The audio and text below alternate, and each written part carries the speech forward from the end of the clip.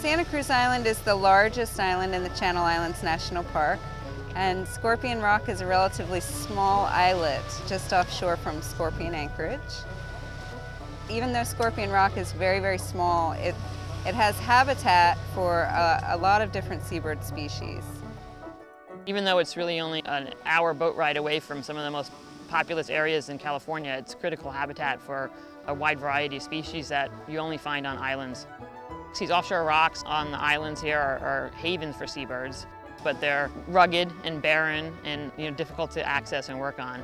But it's really important that we maintain them as habitat because they are the only places where these birds can nest in California.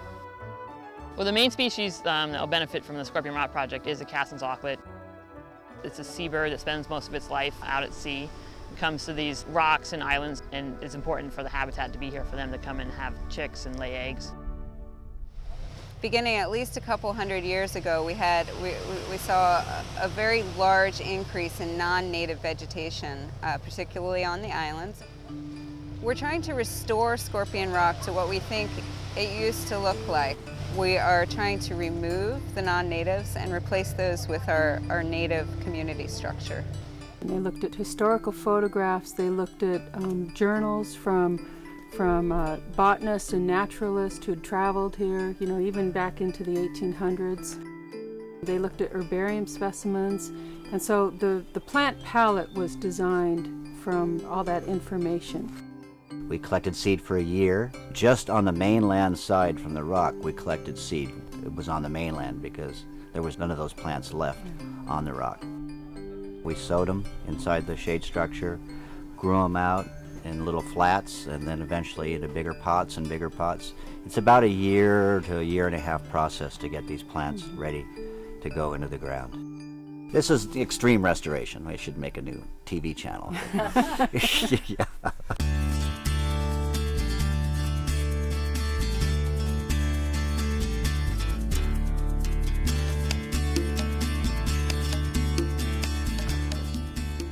All the plants have to be skiffed ashore.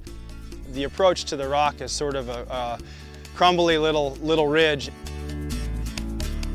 And we actually set up a fire line going from the top down a little ridge down to the coast, and the plants and all the tools are handed out in that fire line.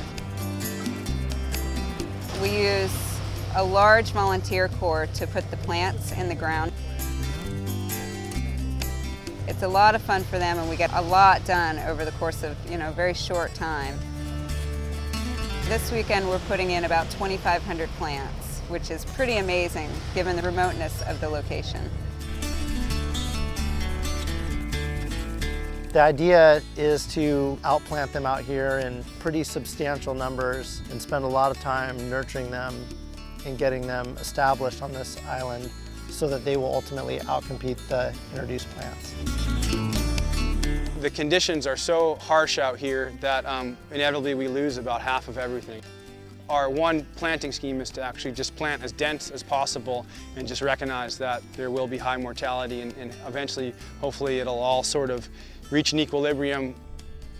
Our hope is basically to restore a substantial amount of native perennial cover that will help to start contributing to the native seed bank out here and basically slow down erosion, provide habitat for the auklets.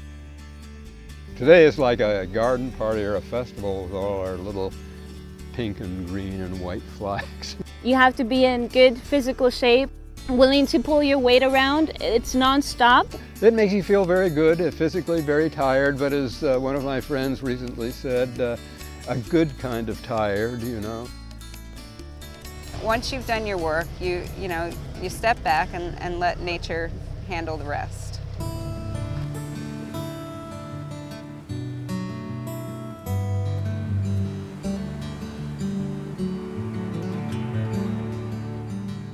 Whether the birds come back to nest depends a lot on factors that are beyond our control.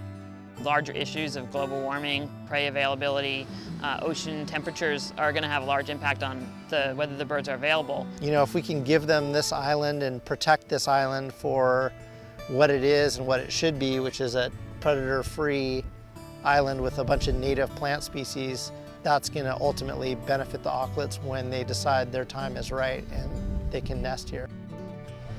For me, it's just incredibly rewarding to be doing something on the ground restoration to benefit these species that were just so incredibly impacted by humankind. I always say I'll come back for my 90th birthday and point at the individual plants and know which ones I put in the ground. We'll see.